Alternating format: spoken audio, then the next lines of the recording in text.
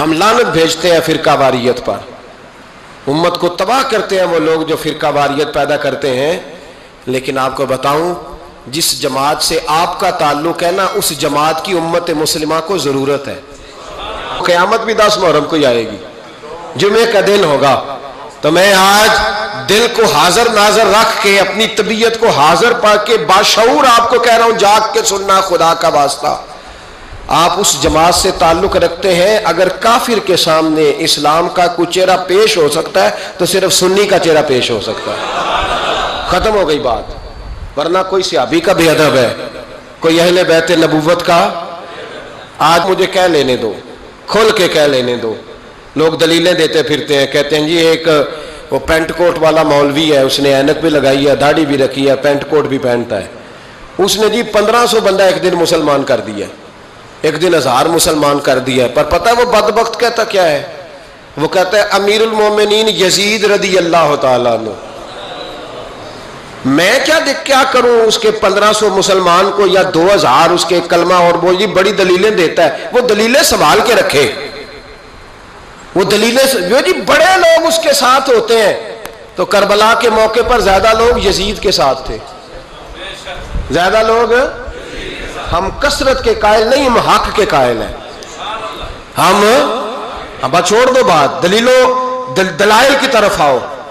عجیب تماشا ہے، اور ایک مولوی صاحب اس کی حمایت کر رہے تھے، کہتے نہیں بندہ ٹھیک ہے، وہ بھول گیا تھا، اصل میں قصور عبید اللہ ابن زیاد کا تھا، اصل میں غلطی عمر بن سعد کی تھی، تو یزید کو زیادہ الزام نہیں دینا چاہیے۔ میں نے کہا بڑی تمہاری قریبی رشتہ داری ہے یزید کے ساتھ، تو اللہ سے دعا کیوں نہیں مانگتے کہ تمہارا حشر یزید کے ساتھ کرے؟ مانگنی چاہیے نا دعا۔ کیا خیال ہے آپ کا؟ ہم الحمدللہ جمعے والے دن مسجد میں بیٹھ کے دعا کرتے ہیں، یا اللہ ہمارا حشر امام حسین کے غلاموں میں کرنا، تو بھی کرنا، جرت کر، جرت ہماری جرت دیکھ، ہم یہ نہیں کہتے ان کے ساتھ کر، ہم کہتے ہیں یا اللہ ہمارا حشر ان کے، ہماری جرت دیکھو، ہم ان کے غلاموں میں، قدموں میں، نوکروں میں بیٹھنے کو وہ دعا مانگ رہے ہیں، یا اللہ ہمارا ان کے غلاموں میں، غلاموں کے، تو بھی جرت کر دلیری، کر جرت، کہ یا اللہ میرا حشر یزید کے ساتھ کر دلیری، اگر اتنا ہی اچھا تھا تو۔ بے شرمو، اتنا ظلم نہ کرو، اتنی زیادتی، اتنا ظلم نہ کرو، یہ ظلم ہے۔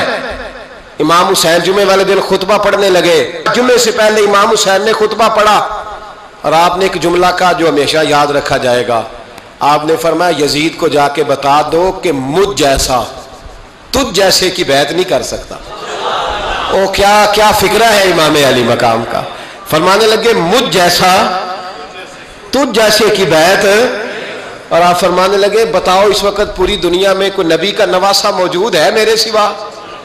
حضرت آدم سے لے کر مصطفیٰ کریم تک اس وقت پوری دنیا میں کوئی نبی کا نواسہ ہے؟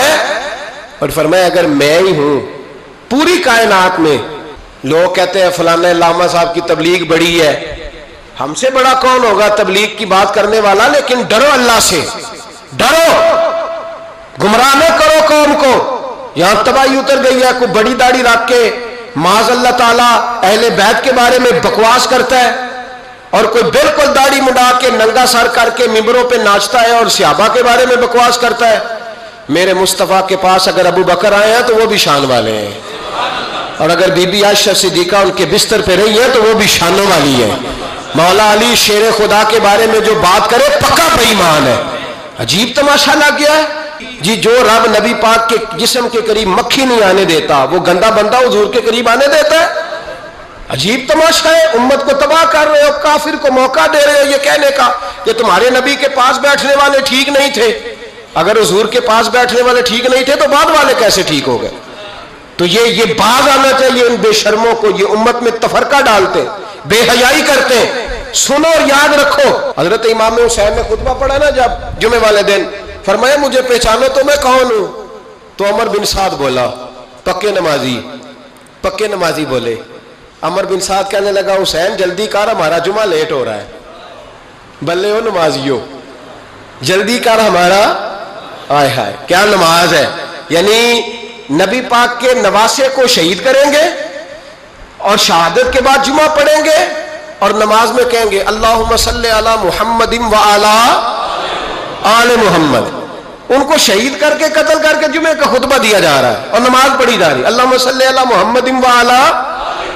تو میرا سنی بڑا بھولا ہے، کہتا ہے جی وہ زیادہ نمازیں پڑھتے ہیں، تو زیادہ نمازیں تو عمر بن سعد بھی پڑھتا تھا، تو بھولا۔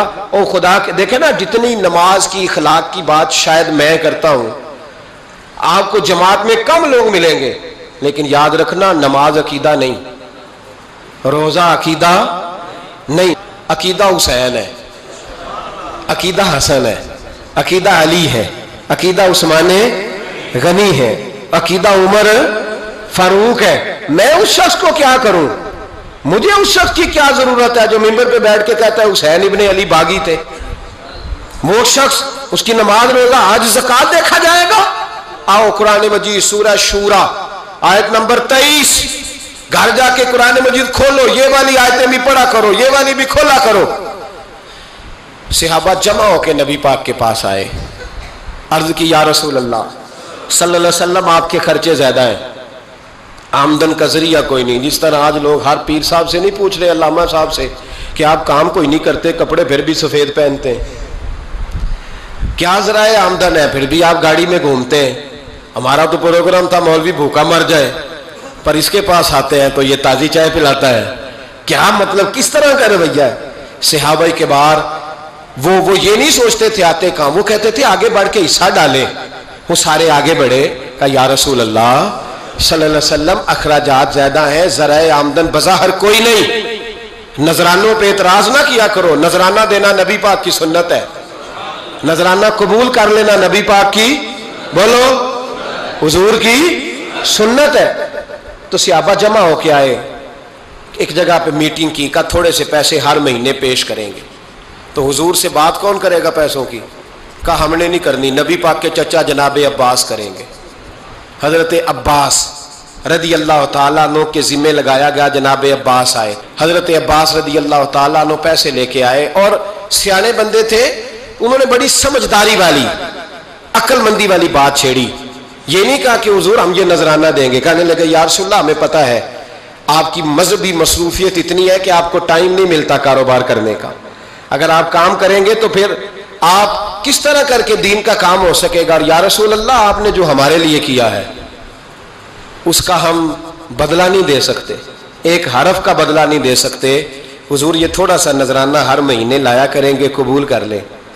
نبی پاک کے سامنے رکھا ہی تھا کہ اللہ کا قرآن بول پڑا، کا کل لا اسألکم علیہ اجرا، محبوب ان سے فرما دو کہ میں نے تمہارے لیے بڑی تکلیف سہی ہے، پر میں تم سے کوئی اجر نہیں مانگتا، تم سے کوئی اجر نہیں مانگتا، ہاں اگر تم نے کچھ کرنا ہے الا المودۃ فی القربى، تو میرے قریبیوں سے پیار کرتے رہنا، میری ختیجہ سے پیار کرنا، میری عائشہ کا ادب کرنا، میرے قریبیوں کا احترام کرنا۔ یا رسول اللہ ازواج تو گھر میں ہے ہی، قریبی کوئی اور بھی خاص ہے جس کا ادب کرنا ہے؟ تو نبی پاک نے فرمایا ہاں علی، فاطمہ، علی اور فاطمہ کی اولاد، فرمایا ان کا ادب کرتے رہنا، اس کا مطلب یہ ہوگا کہ تم نے میرے ساتھ بڑا ہی اچھا سلوک کیا ہے، کہا ان کا ادب کرنا، جناب علی، سیدہ فاطمہ، اور دونوں کی ان کا ادب کرنا فرائض دین، اہل بیت کا ادب کرنا فرائض